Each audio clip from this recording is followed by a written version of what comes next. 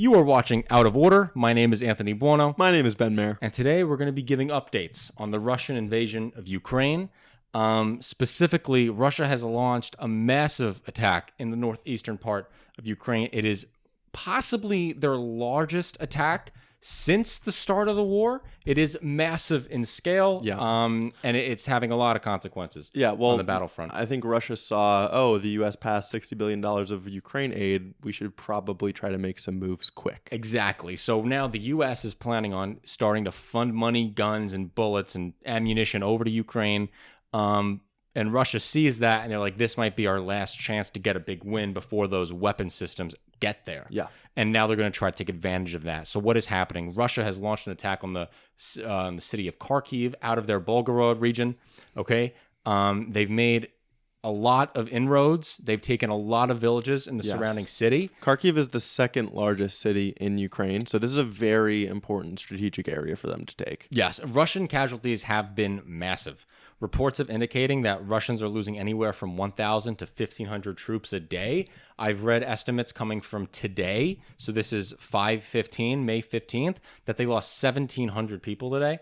That's a lot of people to lose in one day. Yeah. So Russians are bleeding out pretty hard there, but they're committed to capturing the region of Kharkiv before the U.S. aid is able to make a lot of a difference. Again, they've captured a number of key villages around the city. There's contention over whether or not they're really key villages. The Ukrainian generals are obviously saying like, oh, we didn't need them anyway. We barely defended them. And then the Russians are saying, oh, we had these massive, famous, amazing victories. It's all. It's so funny. Like wartime messaging, you cannot believe any of it. That's why I gave you the big number of 1,000 to 1,500, because I don't know what's true. Yeah, and it could be less than 1,000. Yeah, it could be less than 1,000. I have no idea. They want to report it's a ton of course.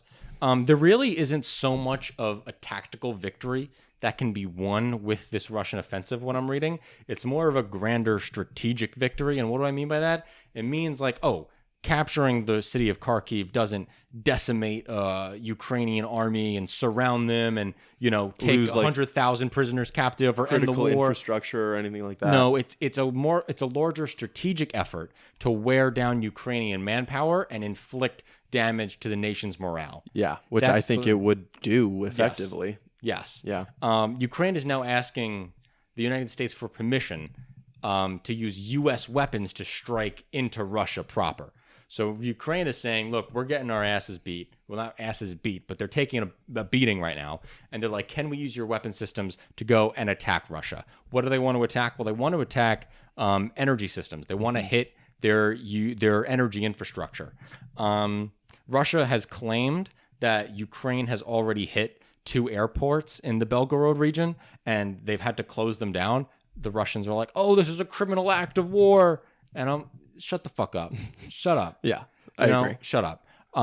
Ukraine did not comment on the strikes. But the point is, Ukraine is now asking the U.S. for their permission to hit into Russia. And that seems like a dangerous line to cross. Dangerous line to cross. And one that I don't necessarily agree with unless it's hardcore military infrastructure. It's a really hard decision to make because you just don't...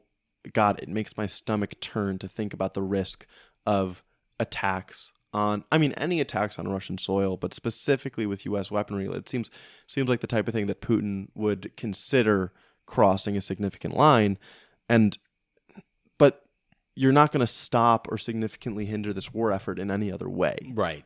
It's almost like, what's the other way to win, to be honest? But Lukashenko over in Belarus, Putin's main ally over there, he's talking about, doing tactical nuclear weapons drills with the Russian military. I don't really buy any of that. I just don't believe it. I really don't. I thought it came out of Russia recently too. It might have, but no, I just don't believe Putin that. Putin was saying he was doing it he would do it in response to threats from the West. Yeah, threats from the West. I don't know. I don't believe him, to be honest. But maybe that makes it more dangerous that I don't believe him. I don't know. Yeah. But also drills are so often posturing. Right. Drills are posturing. Yeah. So the U.S. is taking all of this, and they're rushing military aid to the Ukrainians as fast as they can.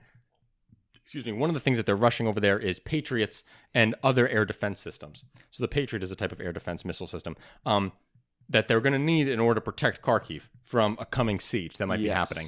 Yes. Ukrainians are having a lot of trouble keeping up with the air assaults.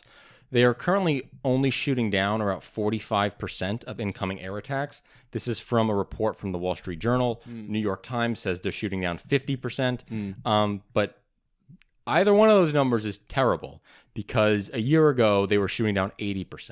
I think this is also connected to innovation that's happened in terms of drones.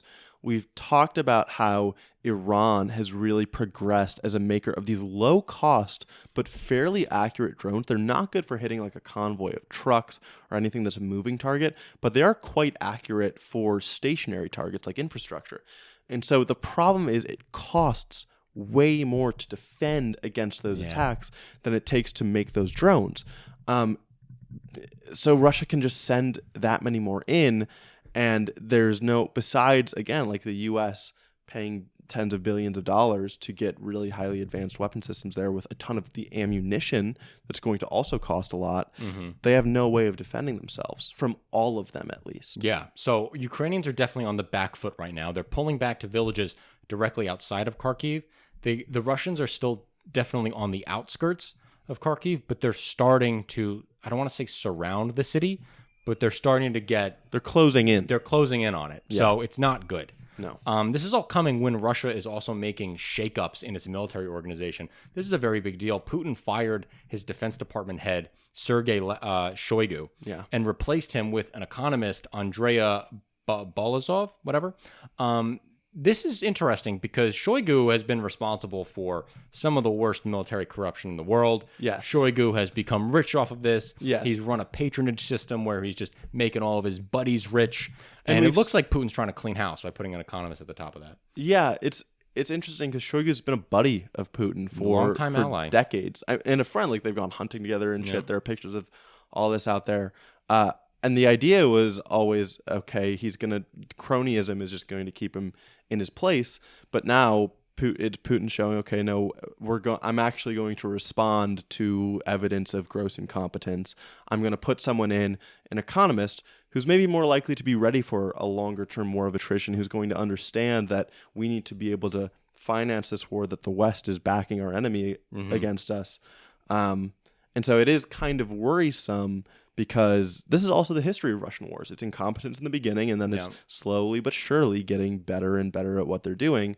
So it'll be interesting to kind of see how the logistics change now that this has happened. If they do change. Yeah. You know, I'm somewhat skeptical that the change of leadership is really going to make that big of a difference.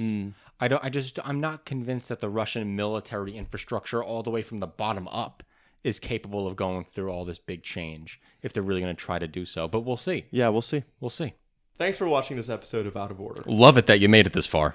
This week on Patreon, we've got an update in the Montana Senate race with John Tester. We've got the U.S. and the Taiwan navies doing joint exercises, and the Biden administration has revoked a license to sell semiconductors to Chinese company Huawei. In addition to that, we have our deep dive this week on Chinese overproduction. Is it a good thing? Is it a bad thing? Is it a threat to global markets or a positive? Well, find out on our Friday video.